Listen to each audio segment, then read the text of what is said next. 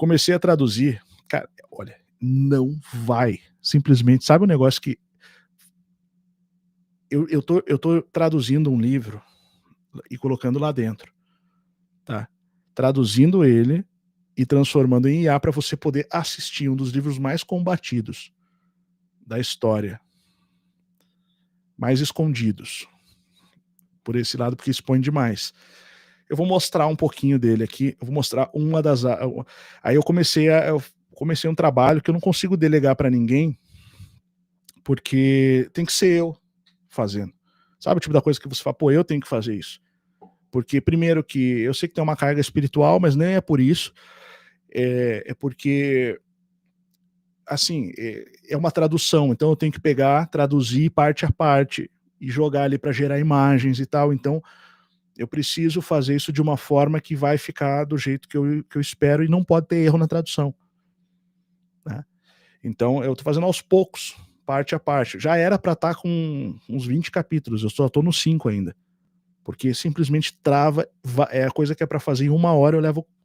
Se é para funcionar tudo, menos, vamos dizer, 40 minutos, né, para eu conseguir fazer um capítulo, eu levo 2, 3 horas. E às vezes não dá. Começa a dar um monte de erro, o programa para de funcionar. A coisa é absurda. Tá?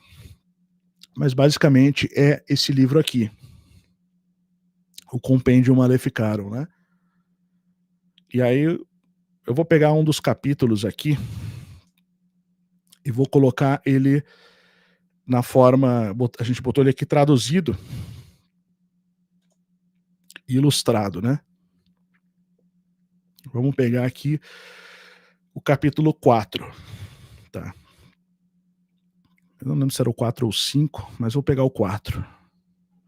Deixa eu só ver se o áudio tá saindo aqui. Eu acho que tá, mas só para não ter problema. Se vocês puderem colocar no chat ali, na hora que eu der o play, tá? Vamos lá. Isso aqui é uma coisa nova que tá entrando no Instituto, né?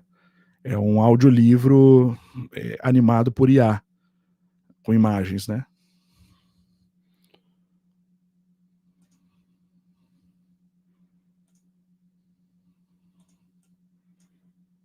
Capítulo 4.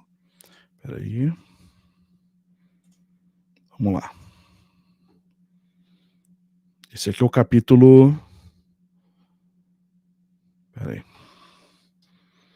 Capítulo 4. Capítulo 4. Que as bruxas realizam suas maravilhas com a ajuda do diabo.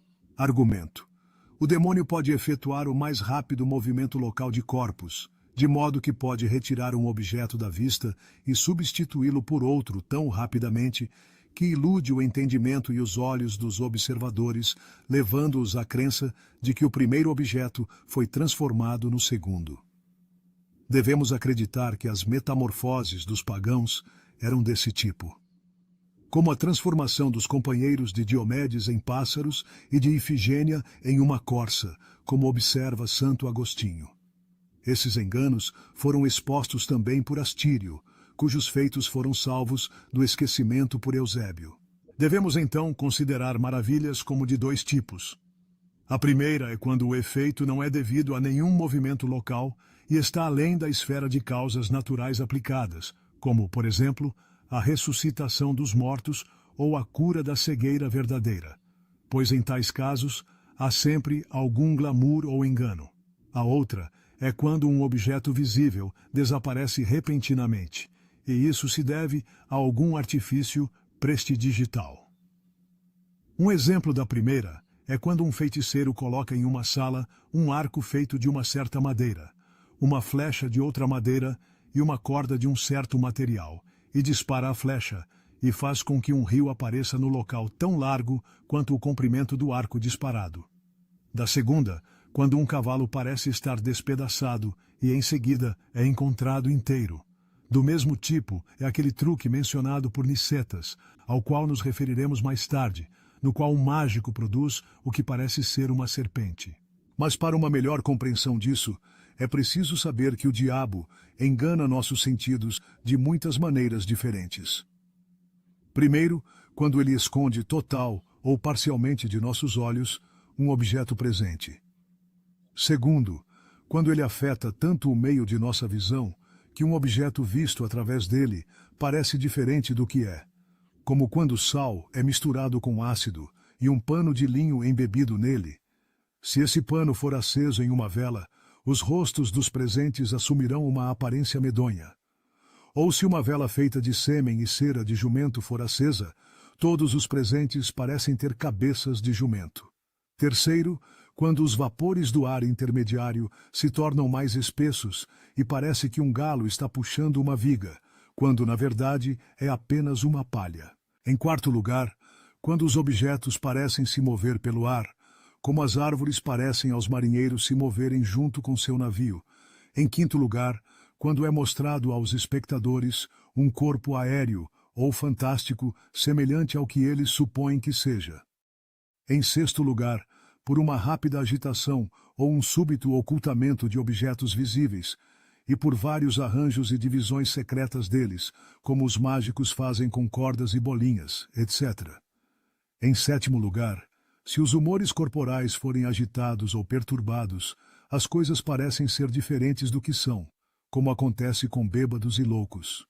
Finalmente, digo que o diabo pode compor e organizar fantasias de tal forma que, mesmo quando se pode dizer que um homem está acordado, ele é como alguém que dorme e pensa ver o que não vê, de acordo com Gaetani, 2, Crono 95, artigo 3. Exemplos. Em Cesareia de Filipe, que os fenícios chamam de Panéas, disse que, em um certo festival pagão, uma mulher foi solenemente sacrificada e lançada na fonte que brota da base do Monte Paneus, de onde se diz que flui o Jordão. E essa mulher, através do poderoso poder do demônio, desapareceu de uma maneira maravilhosa diante de seus olhos, de modo que pensaram que um milagre memorável havia sido realizado. Em certa ocasião, Astírio por acaso estava presente enquanto isso acontecia, e, vendo tantas pessoas estupefatas de admiração com isso, teve pena de sua ignorância e, erguendo os olhos para o céu, orou a Deus, o governante de todos, por meio da mediação de Cristo, para impedir seu engano daquele demônio que tanto havia cegado o povo com o erro, e para impedi-lo daquelas ilusões com as quais ele costumava zombar deles. Depois de ter orado a Deus dessa forma, a vítima apareceu de repente flutuando na água, e esse fato que havia causado tanta admiração não deu em nada, de modo que, a partir de então, algo semelhante não foi mais praticado naquele lugar. Miguel Sicidita olhou de um lugar alto no palácio de Constantinopla e viu um navio carregado de panelas e pratos. E por um feitiço mágico fez o capitão se levantar e começar a bater os pratos até que se reduzissem a pó. Logo, quando sua cegueira passou, o infeliz arrancou a barba e começou a proferir altos lamentos, e quando lhe perguntaram por que havia tratado sua mercadoria daquela maneira, ele respondeu com tristeza que, enquanto estava concentrado nos seus remos, viu uma serpente horrível esticada sobre os pratos, e olhando para ele como se estivesse prestes a devorá-lo, e que não havia cessado de suas torções e contorções até que todos os pratos estivessem quebrados. Ouça outro exemplo tão bem contado e instrutivo que não posso abster-me de relatá-lo. No tempo de Sigismundo I, rei da Polônia, Jacob Melstint, o prefeito da cidade de Brezínio, foi induzido por alguma leviandade de espírito a tomar sobre si a autoridade e o nome de Cristo. Ele escolheu Pedro Zakorski, de Cracóvia, e outros 11 ladrões como ele, e deu-lhes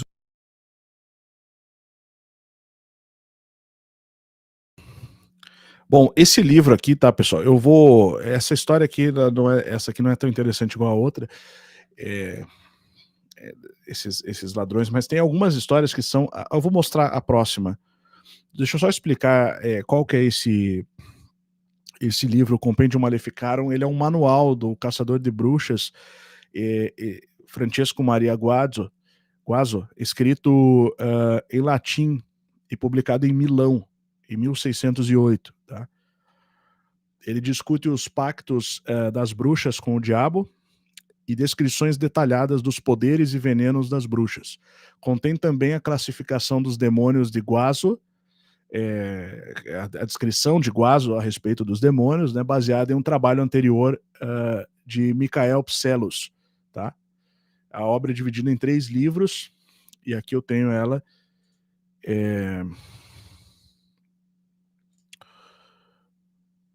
Deixa eu mostrar, cadê aqui a tela? Aqui. Que é essa daqui, no caso, né? Tá? Francesco Maria Guazzo.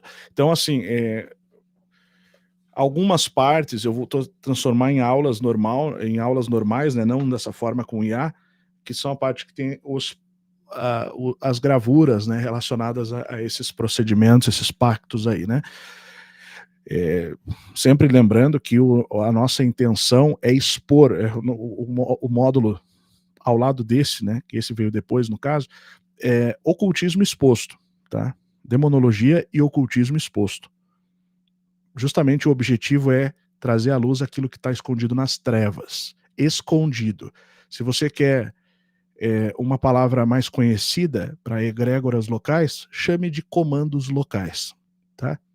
Fica assim. E é engraçado que eles acham que são espertos, né? Eles acham que são espertos e que a gente não percebe as coisas.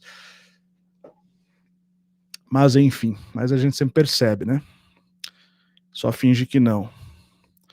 Então é um tema que, assim, sinceramente, não existe quem fale sobre isso.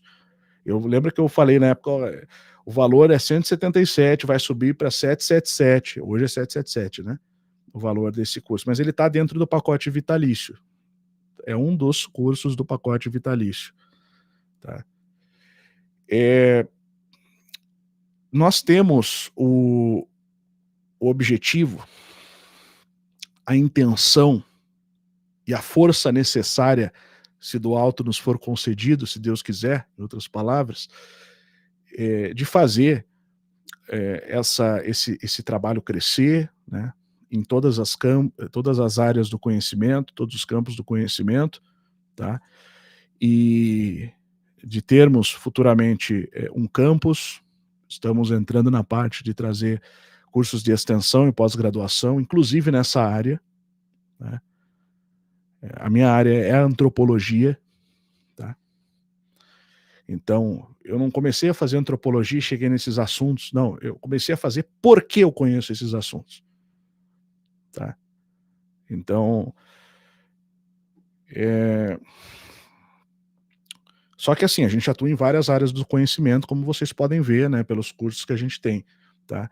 E o objetivo é que a gente realmente desenvolva esses estudos em uma linguagem acadêmica, prática também, porque não adianta ser só acadêmico, tem que ser prático também, tem que ser uma coisa que você possa entender o que está acontecendo, por que você está falando daquilo, porque hoje o que acontece? A academia fala dessas coisas, existem trabalhos de tese de doutorado, mestrado, ou mesmo TCC, sobre esses assuntos, inúmeros, tá? Especialmente na antropologia, né? Só que sempre é com aquela linguagem, sabe, do tipo assim, os antigos, isso muita gente faz, para criticar a Inquisição, por exemplo, para criticar a Igreja na Idade Média, né? Para apontar os erros e extensivamente trabalhar para impedir que isso volte a acontecer, tá? Eu não tiro a razão de quem faz isso.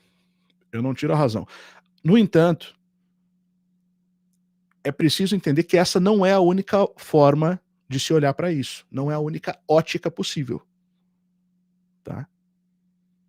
É possível olhar para essas questões com uma ótica que esteja mais ligada com a realidade que ocorre no dia a dia, nos fatos. Então, é não desprezar isso. Porque, por exemplo, existem muitos trabalhos de antropologia que falam de povos tribais e como eles praticam magia, por exemplo. Né? Na religião deles, a cultura está associada à magia. Ok. O antropólogo que vai lá no campo e tem uma experiência de campo com aquele povo, ele vai,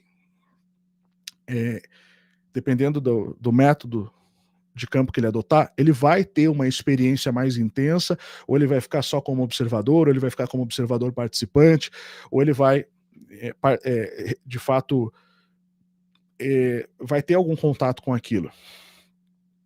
Tá? E dependendo do que ele vivenciar, se sim ou se não, não importa, ele não vai escrever sobre isso. Porque a academia é necessariamente materialista. Ela rejeita automaticamente aquilo que foge ao materialismo. Então, quando você vai falar de uma coisa relacionada à religião, espiritualidade, etc., você tem que adotar a premissa de que essas coisas são, tipo assim, quase como que uma superstição que não existe. Você vai falar da crença do povo, mas você não vai falar daquilo como fato. Por exemplo, você vai falar que determinado povo acredita no lobisomem. É um folclore. Mas você não pode falar que o lobisomem de fato existe, mesmo se você tiver visto ele. Tá? Então, são essas coisas que precisam ser debatidas e discutidas e levadas a um nível de quebra de tabu. A gente precisa ver esses tabus, olhar para esses tabus, né, e analisar essas questões. Porque se elas existem, elas devem ser estudadas. Tá? E eu não digo aqui, não é porque eu mostrei o livro de um caçador de bruxas que eu estou dizendo que a gente tem que olhar para isso para caçar bruxas. Muito pelo contrário. Tá? A intenção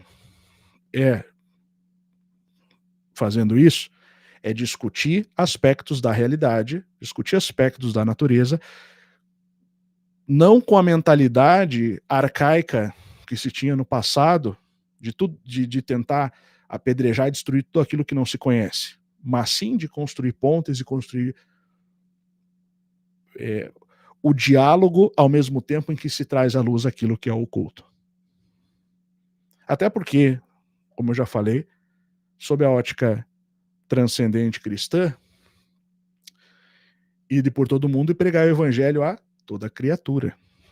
Não fala necessariamente a todos os seres humanos, né? A conversão, ela é mais ampla. A conversão, não falo a conversão religiosa, mas a conversão ao transcendente, ao sagrado, à eternidade, tudo aquilo que foi dito antes, ela exige, ou melhor, ela é uma opção da existência. Você não pode relegar o ápice do transcendente a mera superstição, dizer que aquilo é simplesmente uma crença infundada, porque a crença verdadeira é essa daqui, que quer fazer a inteligência artificial, é o celular que eu posso pegar, que eu fico lá o dia inteiro vendo vídeo short, vídeo curto lá,